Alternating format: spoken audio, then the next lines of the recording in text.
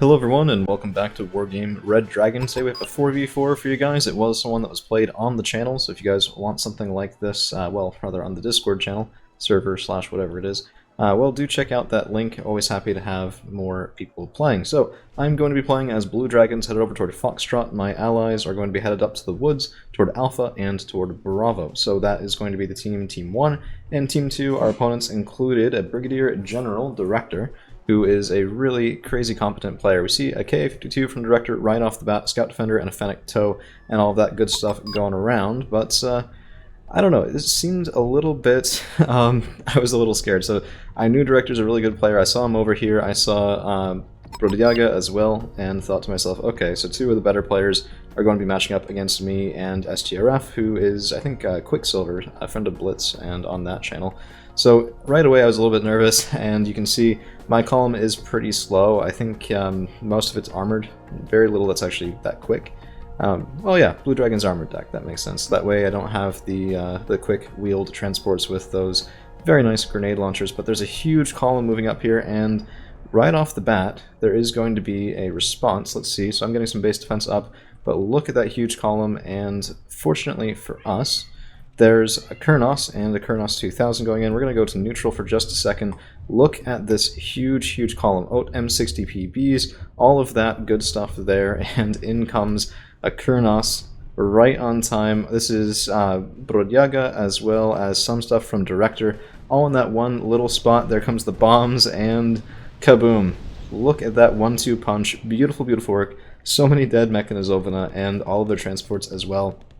Just a massive way to start off the game. So I do want to say there was, I think, on this side, Dermonok, another friend of the channel, who's a little bit newer to Red Dragon. He is matched up against Grand, who is Colonel. So there's a little bit of a lopsided thing over there, and I'm sure the Red 4 team was trying to help him out as the game went on. Well, it's what you get in big 4v4s. There's going to be people of varying levels of skill, and it's something that always makes the game interesting. So, M41A1s are moving up, trying to take out some of those oats, but we get a little bit shot from the side here, and these guys, of course, 10 points each. They have 2 and 1 armor on their various front and sides, so they really can't stand up to that sort of small weapons fire. So Hachikyushiki's moving up, trying to do something about those oat tabs, and the Chumats, of course, getting off a couple nice volleys as well, just denying the center to our opponents, while STRF is moving through. T-72 BUs taken out, and lots of chaos going on here, so more artillery coming in from the Red 4 players, and this was brutal all game. I mean, that looks like an Uragan to me, or at least an Uragan similar type thing. We lose a Chuma off the bat, we lose one of the Hans, I think, and Padobranki are going to be anchoring that side formation. But that's a lot about me. Let's take a look over on this side, where we have Grand going in against their Monarch, and this is a little bit brutal. So Rove 890 are not going to be able to do a great job here. Nice use of the BMP2s. Moving up there, but I think you need a little bit. I mean, Motschutzen's very nice, as discussed in the previous video, but Magach is going to be anchoring that formation a little bit more than Dermonok's IFVs can move into. In the meanwhile, Crippling Depression, always a fierce and challenging opponent, is holding the center, but Not Grand is working together with Kur Brainlets to push through there. So we see Grand, who's holding Bravo with a very nominal force, instead sort of shot the gap between Bravo and Delta, between these two trees, and is using that to get a leverage and a 2v1 against Crippling Depression here, because Dermonok's a little bit more isolated on that side. In the meantime, the strong start here in the woods is going to be a challenge for the Red 4 players to come back from, but it is the Brigadier General Director himself, so I had high hopes for them. Tungushka M spotted, and the air defense here was pretty nasty the whole time, and I don't know, I was trying to sneak up a Mistral team to kill that KA-29TB. I just wanted something here, but I was getting a little bit light, so we're going to have more infantry coming out, some napalm infantry as well, just trying to shoot through those Padobranki, and also all of those artillery shots are coming in off of a pair of K-55s. They got an impressive number of kills. If you wanted to sneak a look at that, I will show it off at the end. Between the two guns, it was very nice return on investment there is all I have to say for the moment. We'll see that later on. But unfortunately, my passivity on the left side here is going to allow the Red 4 team to sort of gang up a little bit on STRF, and that will come back to bite us. But the Magach 7C Gimel doing well in the center here, and just spike teams moving up. I mean, leading the way. I've never really seen that before. Usually you'll see them maybe behind some Brovait or something like that. And Kor is kind of taking a pounding here. His Chasseur is being shot through a little bit, and the Kurnass actually taking some, it looks like IR fire, but a BRDM 2U spotted, and that is Crippling Depression's command vehicle. A little bit of an odd placement there. I mean, it's hiding in the town, sure, but I guess this is the more predictable spot, so staying away from the predictable spot is always a good thing. Bedouins might be able to get that, and we did spot a Hera 2 around the side. Peace Pheasant 2, not really the best choice to go in and get him, but I had the plane out. I figured, why not go in there and try that. Fighting Falcon bomber coming in, and these bombs are always beautiful, beautiful and brutal at the same time. Look at that. Lots of nice kills there right off the bat, and Paspragas being ambushed by Dragoner, but it is a slow grind that is going in Red 4's favor here, as Brodiaga and Director both just team up on STRF. So my apologies there. I was not pulling my weight on this side. I was trying to recover from taking a bit of a pounding earlier, trying to cross the gap. Some Bronchi sort of messed up most of my infantry, and I didn't really have much else to hold this side that could engage in that frontline fight. A little bit too heavy on Mistral teams and things like that, and we weren't even able to get the KA-29, so they fired 2 shots each, so 4 shots total, 60% accuracy on each shot, and we landed 1. So, you know, not exactly the most probable thing, but Kurnass is coming in, and this time looking for that command vehicle. It is moved, but it looks like there still was the kill there. Kurnass takes a shot and does get out. Very nice. I didn't expect that plane to get out, and well, seeing that is definitely a good thing for our team. Chumat are holding the line here, but there's a lot of vehicles. They won't be able to take them all down. Fortunately, there's RBS-56. Between the two of them, these guys are very deadly. I mean, a little bit different accuracy and AP power. I guess the Chumat a little bit more reliable, and the RBS a little bit more deadly, taking down some BRTs,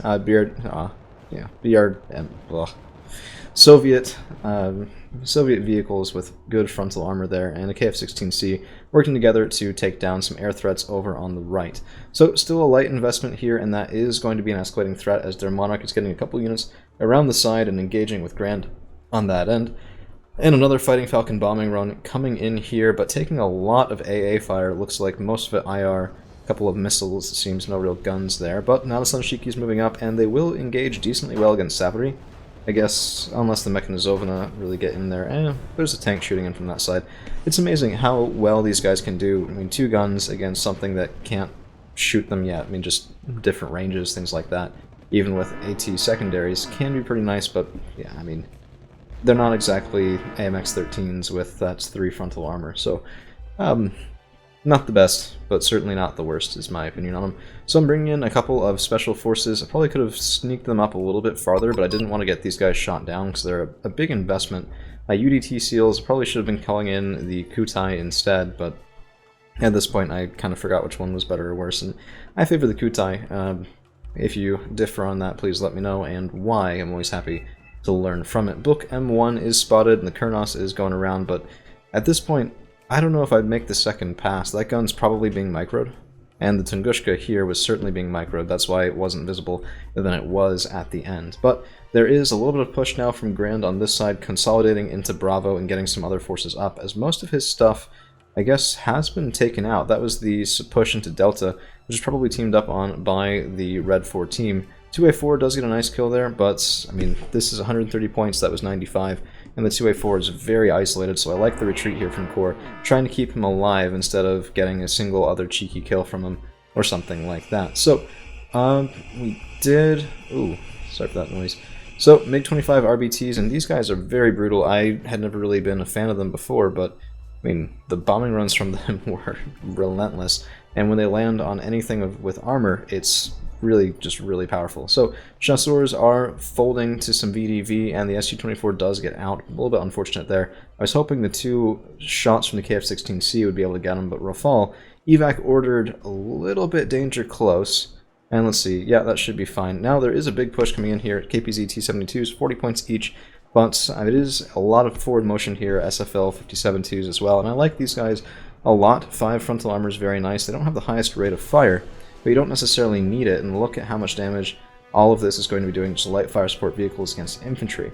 Unfortunately for Monarch, it is mostly just militia here, and the Magach 7C Gimel in the back is going to be taking these guys out, shot after shot after shot. Panzerjäger, they should demolish these Rove. Let's take a look. Yep, down to 7. The next time those secondaries fire, ooh, 4, 3, 2.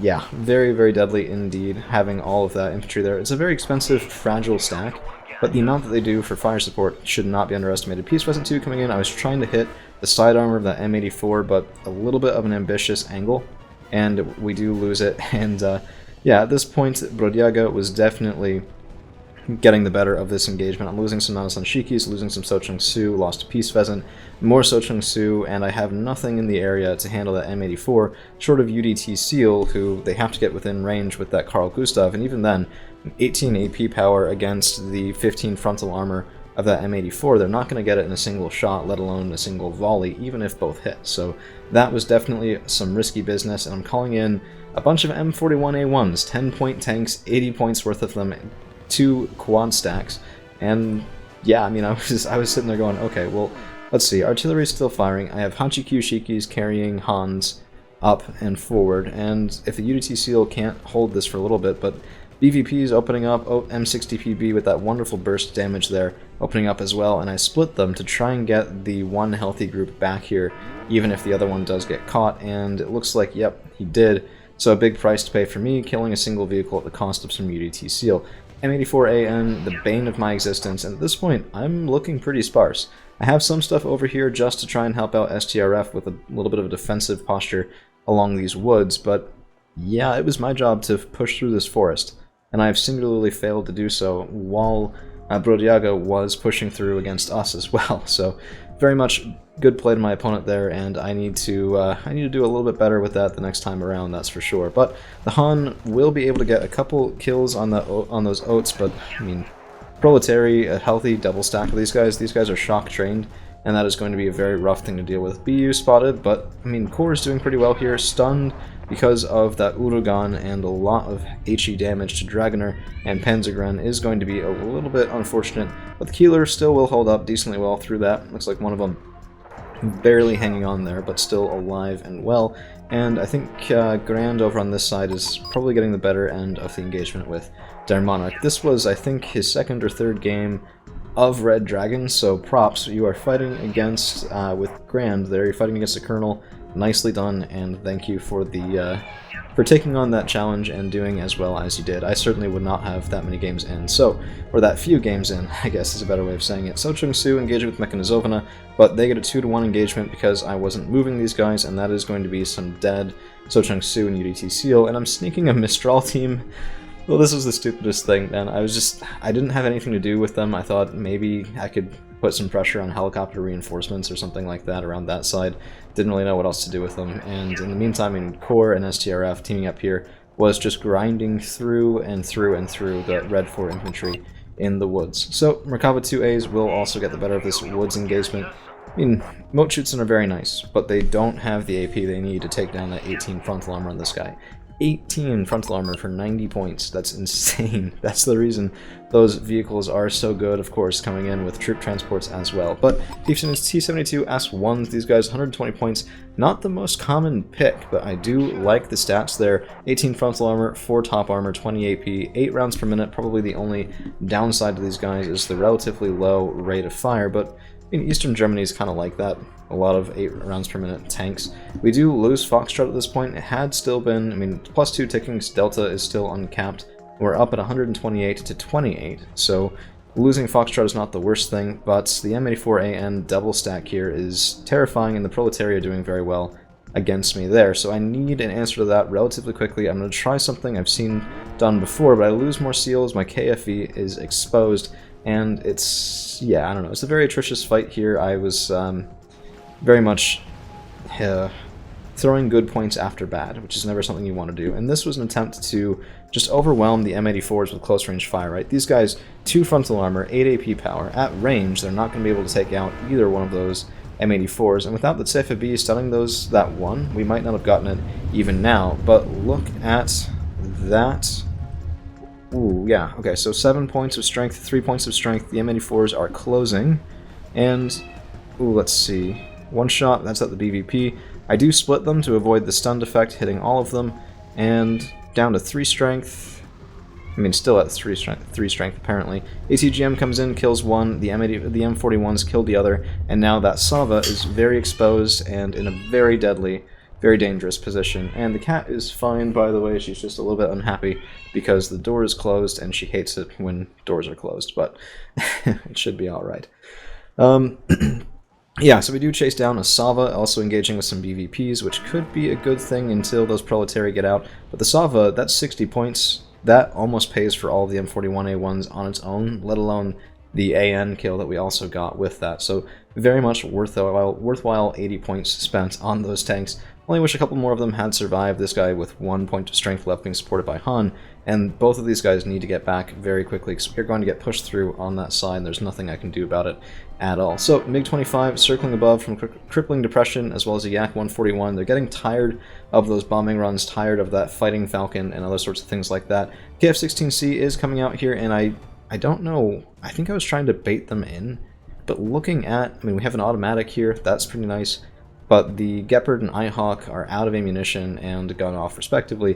I don't know, I was maybe getting in a little bit over my head. Fighting Falcon coming in for bombing run that will draw the MiG, and in response we should see the 16C start to turn. Yep, 1 missile away. Mistral is actually taking a shot as well. Mistral didn't hit. KF-16C circling, so I didn't quite get it then. I think this was when I noticed, which was a little bit too late, so not great on my part. Double stack of M84s here, and that is something that's going to be very deadly to any of my reinforcements down that road. But we get the kill off the 16C, and these guys, I mean, if they go too far, they're going to run into the RBS and the Chuma, which could be a very deadly thing for them.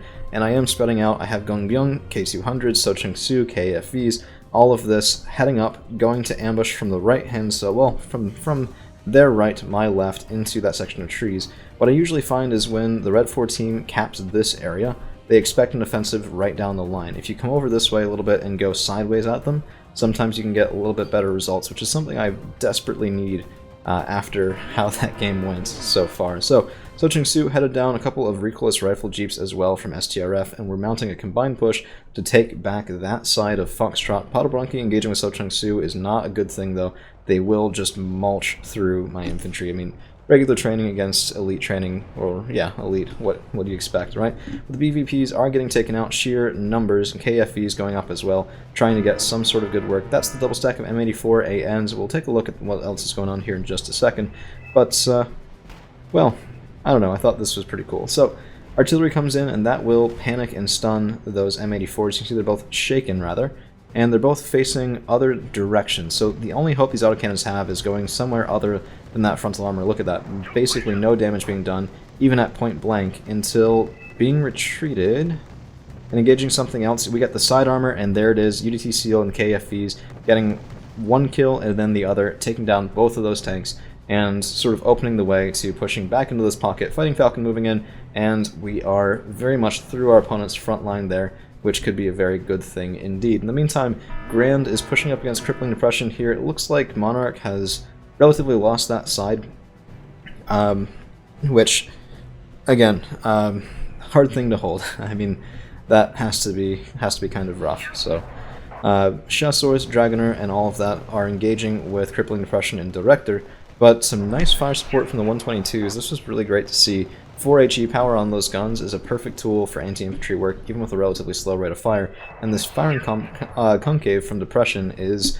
stymieing Grand the man himself. So, yeah, pretty good work there from the Red 4 players on the back foot, defending in their own 2-pointer, but the Macabre 2As lining up and the Magach 7C Gimel lining up is going to make this very hard, as more infantry is there to screen as well. A couple of Peace Rhines, Kurnass, huge plane engagement here, and a lot of losses as the Yak does get killed, and most of the Blue 4 planes do get out, and that has to feel bad for that Tunguska, who turned on his gun just a little bit too late. I guess there was a seed plane, probably would have gotten the kill there, but, I mean, it's one of those things, would you rather have a chance at being effective and risk dying, or have no chance of being effective despite not risking dying, right? So it's a rock and a hard place. Spike teams and Merkavas will be able to kill the T-72s, though, and that's going to be really tough pressure on the left side of the red 4 player's flank, our right facing them, but you know, such is life. And I am pushing through now, KFE's lining up and getting some nice fire support there, allowing the Sochung Su to have a good engagement. Padelbranchi is still alive, and they actually killed an STRV right here. Entirely my fault. My ally, rather, brought this in to support that push, to anchor that side, and I let Padelbranchi skip through, and they got a very, very valuable kill for it, so my apologies there. But double stack of BMPTs engaging with Leopards, they are going to have a hard time with that, and the BU not in a good place. I mean, yeah, he hit a Leopard 2, but Jaeger 90 and the 2A5 are going to have a very nice snack. KV-107 is drawing fire, letting my ally know where that stuff is, and that will continue that engagement and direct Core and STRF over here just a little bit.